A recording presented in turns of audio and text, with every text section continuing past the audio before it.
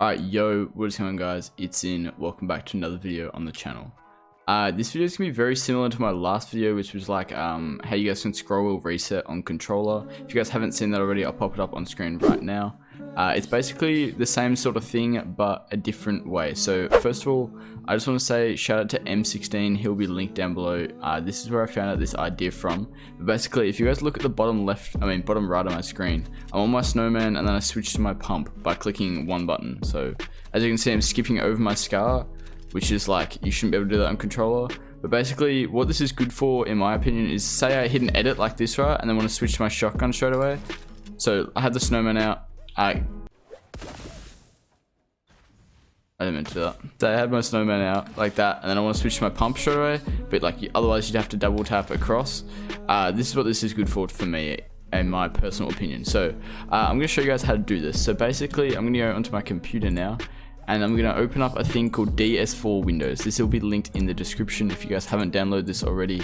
I'm not sure if you can get banned for this, so do this at your own risk. I'm going to be covering the code in the top left just over here because I don't want to get banned basically for my account. So basically add a new profile and find something that you haven't got bound to your controller. So go to your controller settings. For me, on any of these modes, you go through all these modes, you have to unbind something on every single one of them. So I've got down the D-pad unbound, down the D-pad unbound, down the D-pad unbound for all three. And then go to your, so say you want to do weapon slot 1, because that's where most people have their shotgun, bound that to something that you'd have on keyboard, right? So you can only do this if you're on PC, sorry, console players, sorry. Go to DS4 Windows, go to DS4 Windows, which is right here, make a new profile, just like this. So I want to down the D-pad. Make sure before you do this, you do touchpad is for use for controls instead of use for mouse. Go to D1, and obviously I want it bound to 1 because that's what this was for me. Weapon slot 1, and then down the D-pad was unbound on everything. So I want to bind down the D-pad to 1 on a keyboard. So basically I've got down the D-pad here, you just hover over it, then click, and then you bound it to 1. Name your profile whatever you want, save it.